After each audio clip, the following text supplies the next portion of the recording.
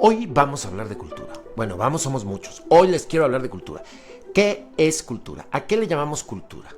¿Cuál es la diferencia, por ejemplo, entre arte y cultura? Que muchas veces se confunde. Se cree que es lo mismo una sonata de Beethoven y un descubrimiento arqueológico de una pirámide.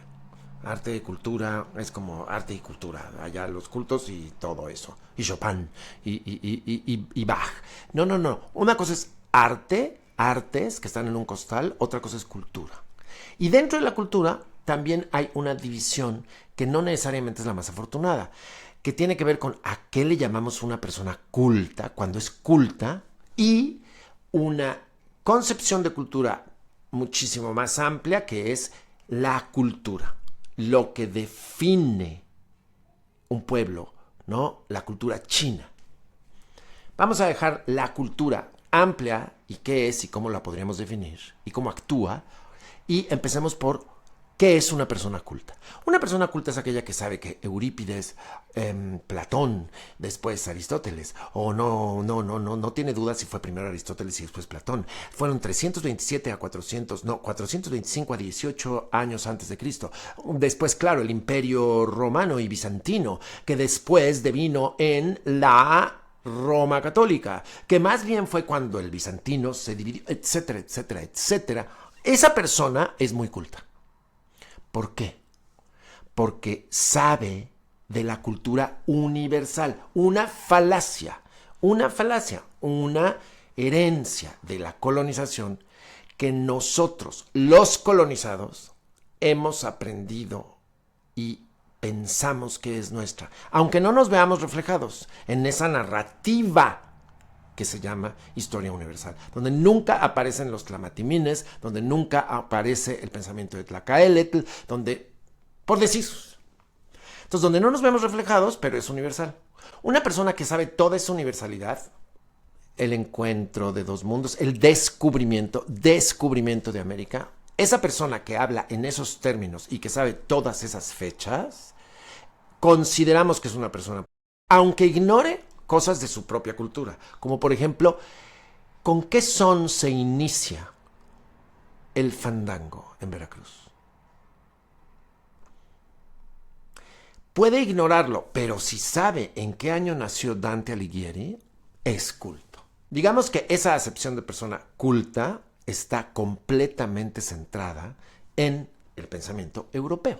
No se puede hablar de cultura, por eso aquí arte, cultura y descolonización, porque hablar de cultura y de artes forzosamente pasa por el pensamiento colonizador. No solo el pensamiento, la acción colonizadora. Lo que aquí tratamos de desarrollar es el pensamiento descolonizador, aquel que por lo menos señala que esta lógica de pensar que historia universal es universal no es una verdad absoluta.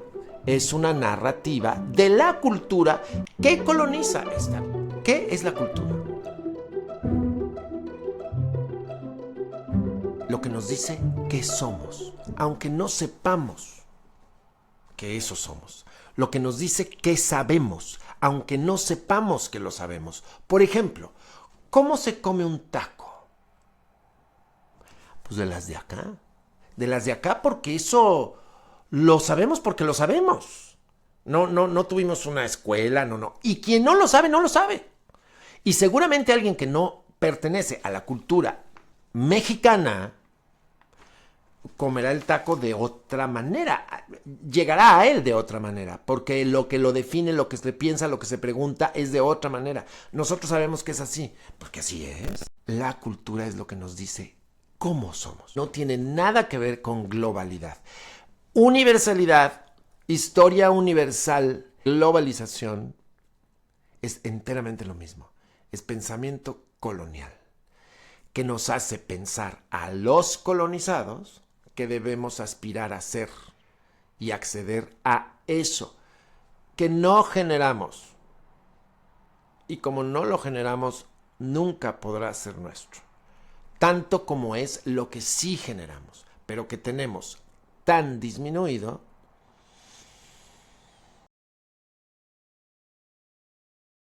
que no muy nos gusta. Si la cultura es lo que nos define y nos dice lo que somos y cómo somos, Cuando no sabemos lo que somos ni cómo somos, tenemos un problema. Y por eso pensamos que debemos ser justo como aquellos que nos dicen cómo ser. ¿Qué pasa con la universalidad? Pasa que se rige, crea valores, estructuras, pensamientos, filosofías que categoriza y que da como verdad. Eso ha sido el devenir de todos los países y culturas periféricas. ¿Quiénes somos los periféricos?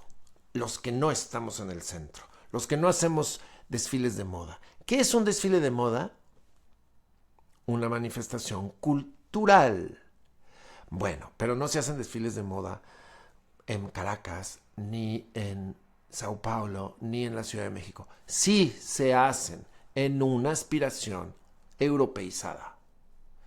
Hay una característica de la cultura que a mí me parece fabulosa. La cultura me define tanto individualmente como colectivamente. Yo me siento parte de esto, estos valores, estas estéticas son mías porque yo formo parte de este grupo. Estos no son míos porque no formo parte. Me define personalmente y colectivamente. ¿Cómo funciona esto? Yo voy a un aeropuerto y paso migración y el oficial me ofende, me discrimina, me minimiza, me malmira. ¿Y qué es lo que yo más resiento? Resiento mi ofensa cultural. Porque no es personal, es una ofensa cultural que tiene que ver con mi condición de mexicano y actúa individualmente.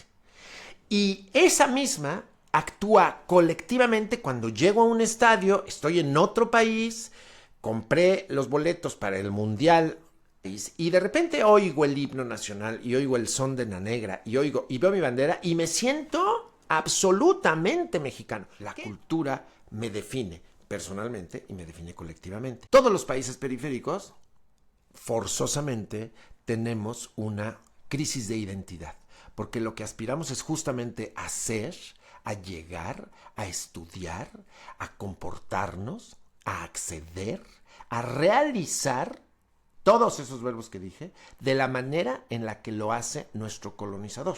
Esa cultura es la que aspiramos a ser. ¿Qué nos hace querer ser eso? Un asunto cultural. Eso es cultura. Cultura nos define nuestro pensamiento y nuestras aspiraciones. Y si no sabemos cómo preguntarnos, porque no sabemos quiénes somos, no sabemos cómo contestarnos. Tenemos que saber. Y sin embargo, ahí está. Porque un taco se toma así y se come así, porque se sabe. Ahí está. Lo que pasa es que no lo valoramos y es parte de la lógica y, según Frantz Fanon, de la patología colonizadora. Resumo, si hay un conflicto de identidad cultural colectivo, hay un conflicto de identidad cultural individual. Y eso es lo que nos hace tomar decisiones en la educación, tomar decisiones políticas, rechazar lo propio, rechazar lo que se genera de manera autogestionada y un largo etcétera. ¿Qué hacemos con eso? Muy bien, es necesario. De ahí la importancia y la insistencia en fortalecer las manifestaciones culturales propias, porque eso nos explica a nosotros mismos lo que son, porque eso nos borra el conflicto. No sé dónde es Ixtwik. No había brujas aquí en Ixmiquilpan. Entonces, ¿qué tienen que ver las brujas de Ixtwik y de Salem y todo lo que se hace en Halloween conmigo? Nada, hay una disonancia terrible. Pero sí hay un Mictlán, sí hay unas calaveras de posadas, sí hay 1000 signos, símbolos y entendimientos y cantos y arrullos de mi abuela que me hacen que mi universo se conecte. Y si eso se fortalece, yo soy quien soy y no me parezco a nadie. Y entonces no aspiro a ser lo que no soy. Lo recibo sin conflicto. Puedo convivir con ello. Uno, entonces, con este conflicto de cultura es fortalecer la propia y 2, empujar, analizar, preguntarse, cuestionarse, caramba, enojarse si quieren, pero algo en torno a el pensamiento descolonizador, descolonización cultural, el camino para la autoconcepción colectiva